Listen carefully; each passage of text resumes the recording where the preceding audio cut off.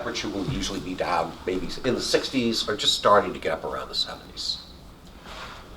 What I figured on doing, in terms of scope of operation, was knowing that I'm going to be operating from a hotel balcony, basically, with limited room. 10 meters would be the first priority. A couple of reasons, really. When we look at antenna length requirements, we'll see that 10 meters is easily accommodatable, but I think something like about a 16.5-foot dipole length. Right now, 10 meters is open, and it was open while I was down there. And it's interesting because I did take the 7610 with me, which has an excellent band scope, and I learned a couple things about 10 meters in the process that, interestingly enough, I kind of thought about, but really didn't firm up from a theoretical standpoint until I had the experience of putting it to play while I was down there, and I'll describe what I learned. 20 meters. Well, secondary priority, but the thing is you only need 32 feet for a 20-meter dipole. And in the old days, when there were a lot more hams on the air, 20 meters used to be the band that you would sort of park your butt on first every day when you would operate, look to maybe talk on a couple of nets, meet up with a couple of buddies, and then go up to 10 or 15 and go DX hunting. So in the old days, at least, you could always count on people being on 20 meters. What I learned is that's changed a little bit, unfortunately. But again, 20 because the antenna length requirements could be met.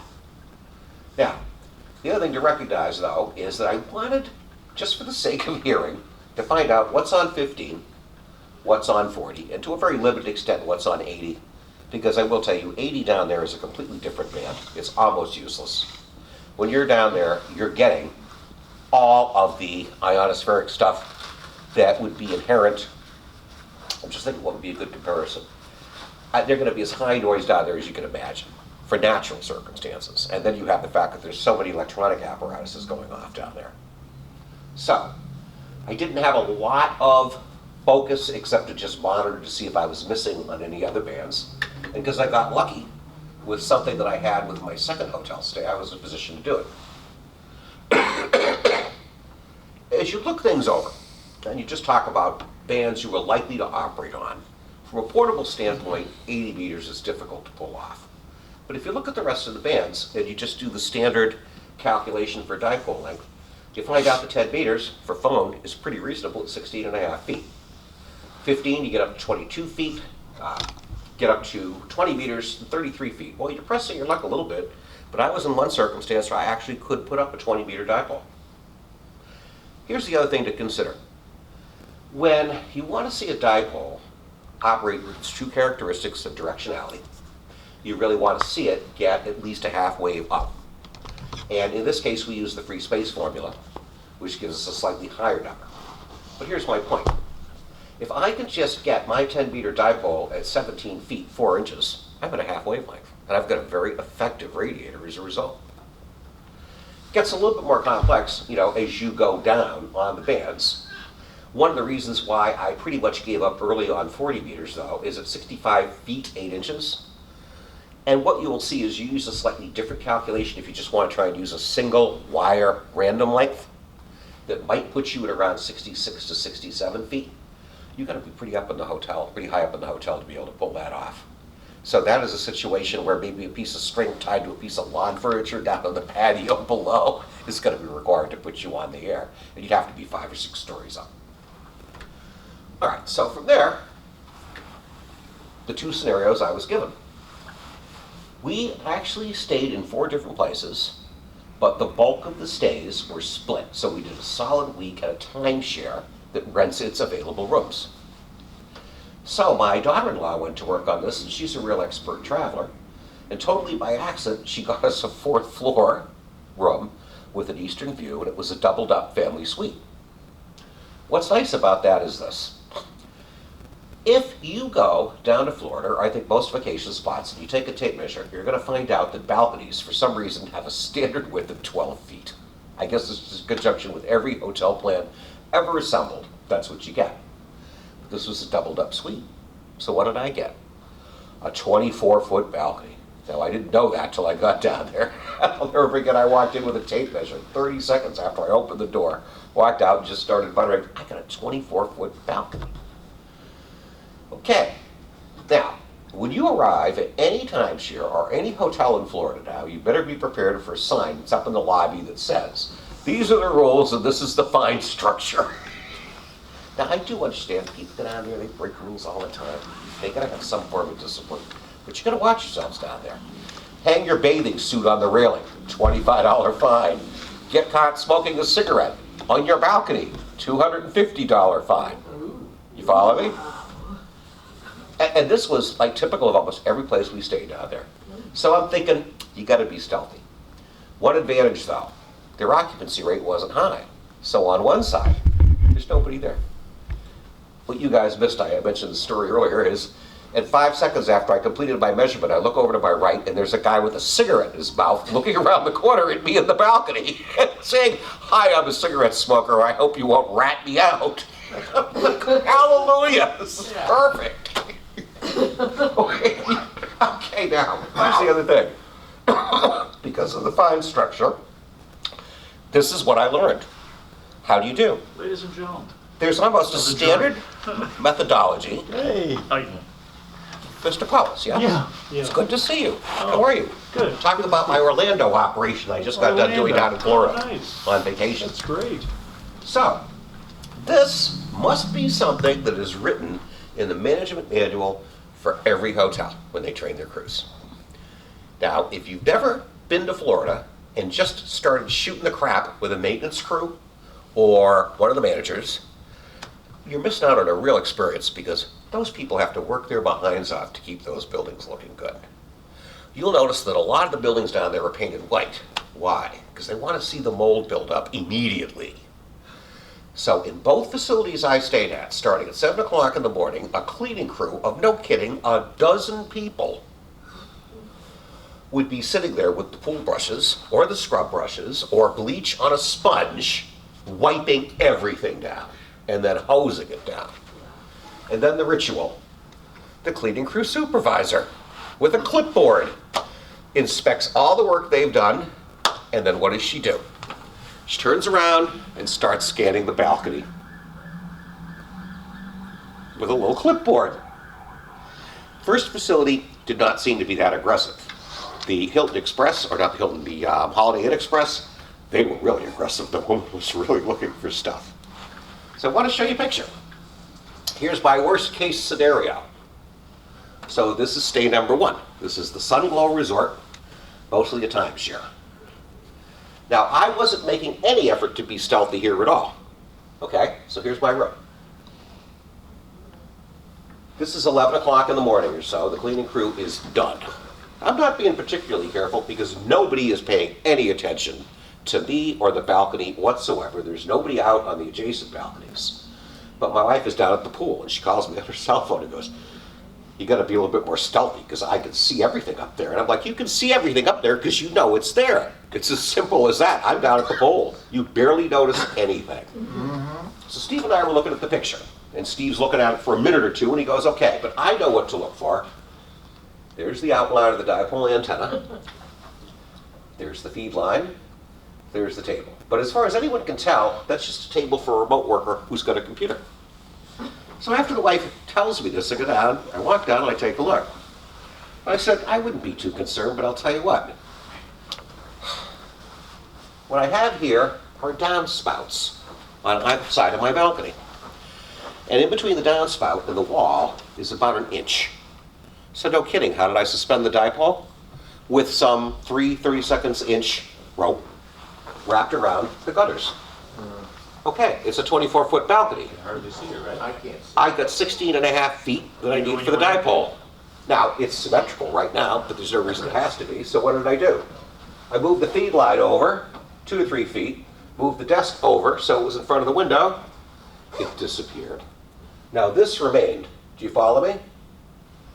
But in the absence of this, you can't see it.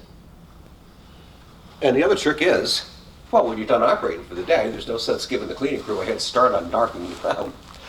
Just loosen the antenna and let it drop to the floor. So this was an incredibly easy scenario, and I loved it. And in fact, this was the more efficient of the 2 locations. I will note, though, 35 feet. I wasn't taking any chances. I brought along my 300-foot spool because I was just curious. Dropped right down, looked at the end point, and calculated that that antenna was sitting at exactly 37 feet because the railing was at 35 feet. Now, knowing that I have an MFJ 993B tuner that Fred was nice enough to sell me about a decade ago, and it's an unbelievably good tuner. Then, here's another thought. Now, I didn't have to resort to this, because again, I've got a wide balcony. But notice the proximity of the table to the railing. That's a 22-foot railing. Now, we can't load it up as a dipole, but can I take that alligator clip? Find a spot that had maybe been sanded because they had to re-weld something, put the alligator clip right there and load it up with the tuner? I could have, but I didn't, not at this site. I tried the exact same experiment at the second site, and guess what? It loaded up. I'm not saying it would have been an efficient radiator, but would a 22-foot railing probably get you out on 10 meters? It probably would. Not as good as a dipole, though. But anyway, that's what we got with a doubled up suite. So again, what made it good is, look at the rain gutters. How do you suspend the antenna? You don't have to take anything to the wall, so you don't have to tie it to anything other than the rain gutters. And again, there was not much pull on the rain gutters anyway. So that was scenario number one. The bulk of my QSOs are made from there. This is the close-up. Okay, now you can clearly see how everything's configured, and there's the rope. You follow me? That's wrapped around the rain Very gutters. thin wire up by the top. Yep. Yep, now you see it. Did you have any problem loading from the walls and stuff? No. I mean, I'll It's tell you my. it's an when you're imperfect- done, I'll tell you my setup. Right, it's an imperfect scenario. You are gonna suffer. How much are you gonna suffer? It didn't keep me from making a lot of contacts. That's the way I would describe it. But you're right, it's a less than perfect scenario. But now, this is not the picture of the 20-meter configuration, it's the 10-meter configuration, but you can now get a feel for how this 22-foot supports the 33 feet. So how do we do it? Well, obviously we take down the dipole, we put up a 20-meter dipole. It's positioned dead center though, okay? But here's the trick. We put the rope over here on the rain gutters as we did previously, but obviously the rope lengths are much shorter. And then what we do is we use the old trick of adding an additional insulator on both sides of the dipole. Because what do we want to do? We want to account for the 11-foot difference. So what do? We bend the ends of that 20-meter dipole, 6 feet on each side, and bingo, we're in. Was the 20-meter band setup capability an efficient one? I thought it was. You know how many contacts I made on 20 meters in 2 weeks? 2.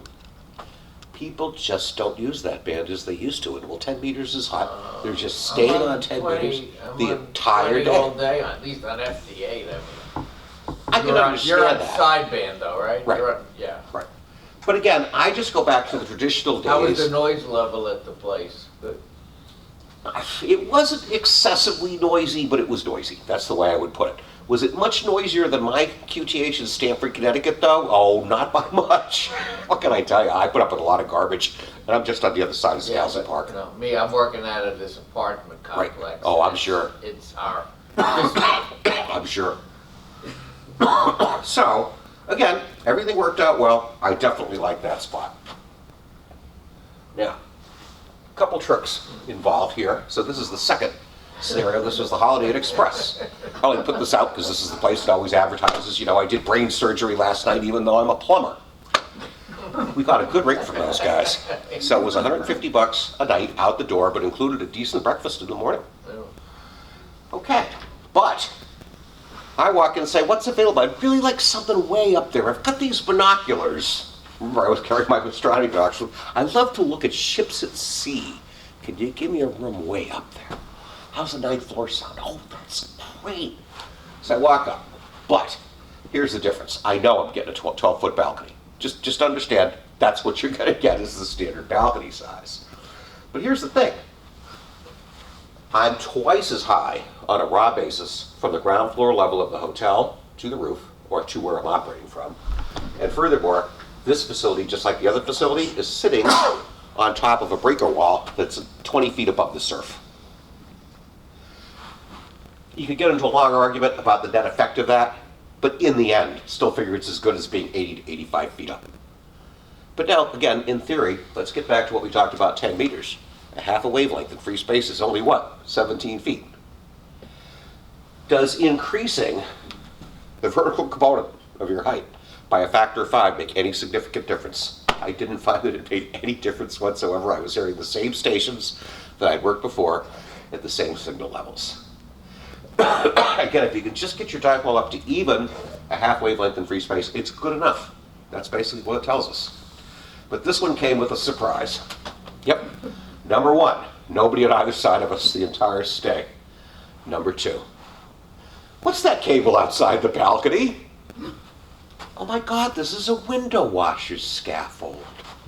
I wonder how long it's going to be here. Hi, Mr. Cleaning Guy. Hey, tell me, what's up with the scaffold? Oh, we got to replace a couple windows. The contractor put it up last week. He's not coming back for 3 weeks. I'm like, oh, happy day. So what did I do? Off to Home Depot we went. I got an alligator clip. Because remember, what I've got with me are a couple of random lengths of wire, just in case. And I cut a 4-foot section of the wire. It was enough to reach what's called the wire terminal that you'll see on most of the MFJ tuners. That's designed for you to just run an odd length of wire, wrap it to the terminal, and then fire it up. So that's what I did. Did it load? It was 110 feet long. It loaded on every band I tried it on, A through 10. And in fact, it could even load the lower end of 160. It's going to more or less function as a vertical radiator, though it's not a tube vertical. But one of the downsides you'll see to that as a result is they do tend to be noisy. But what did I notice about scenario number 2? All these hotels have the same damn manual of operations because it's 7:30 in the morning. This time it's a supervisor though. Okay, this is a woman that's a front desk woman. Starts her scan of every room's balcony up and down after you pass the sign that says $250 fine for cigarette smoking. And please do not hang towels or bathing suits on the balcony railing. Did she spot me even once? Nope. As a practical joke, once I was there 2 or 3 nights, I used to wave down at her every day in the morning. She'd wave back up. Did she have the slightest idea what I was doing? No. Why? Because when I was done loading up the 110-foot cable, all I had to do was unplug the clip and put it back on the desk, and you wouldn't even know I was there. So I was very impressed by that. There it is. Oh, So it's this cable right here steel cable. that runs by the left side of my balcony. Yep. It was galvanized steel, but it was coated with something, and I had no problems loading it at all. Wow. And there you go. This is me right up here. It's very difficult to get a good shot, but that's where I was. And the thing is, you can just barely see the top of an antenna center insulator, and that's it. And that's just me trying to prototype what's going on. But now, I'm going to talk about some of the things I took with me to pull this off, and you'll see how it all came together. My 7610 transceiver, which I love, which has got a great band monitor scope, came in very handy. Because this is what I learned about 10 meters. In the old days, if you didn't have a band scope, you would just have to habitually know that 10 meters comes and goes all day, that it will appear to be dead for half an hour, and then all of a sudden you'll tune across the same set of frequencies. It's now opened up to a new location, and for the duration, maybe from sunup to sunset, it's never truly dead. It's always open somewhere. Is anybody listening for you in that location? That's what it turns out. But when you have a band scope, it's amazing, because you know what happens? I couldn't believe this. The first time it happened, I thought I was having a short in my band scope. But it was 11:30 in the morning. All of the Scandinavians had disappeared. The band's allegedly dead. All of a sudden, I start to hear a signal that was like 60 dB over on my frequency, coming up from South America, and all of a sudden the band scope, if you know how a band scope works, lit up with about 75 QSO curves. It was like night and day. That's how 10 meters works. If you've only dealt with it in the analog world, though, you haven't seen that kind of reinforcement like I saw coming up on the band scope. I love this power supply, so if you know it, it's an MFJ power supply, but I think it's made by a Chinese company. Very reliable, but this is the itty bitty baby that's about 6 inches by 4 inches. It's perfect for mobile operation. The IntelliTuner I got from Fred years ago. I swear to God, you could load a butter knife on 160 and get it to work with this tuner. It's just great, and I put it to good use. Going the stealth route, though, this was the single most important piece of equipment I got. All right?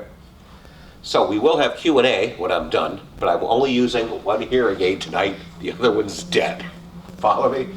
I am as deaf as a haddock in my old age. So no kidding, with the hearing aids, I can hear most of you. But I'll let you know a little secret. I've been reading your lips for about the last decade.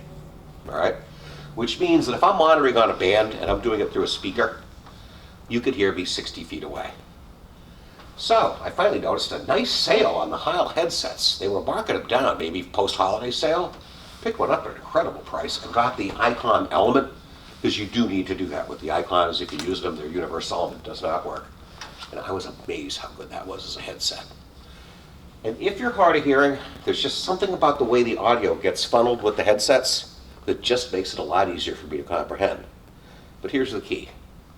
I've now removed the other most detectable aspect of the operation, which is me listening with cranked up audio, trying to hear a signal that's maybe marginal, and then responding in my normally characteristic loud voice. That's going to be the giveaway. But if you've ever operated with a headset and you carefully watch this and monitor the settings on gain, what you find out is the elements on the headsets are usually very sensitive.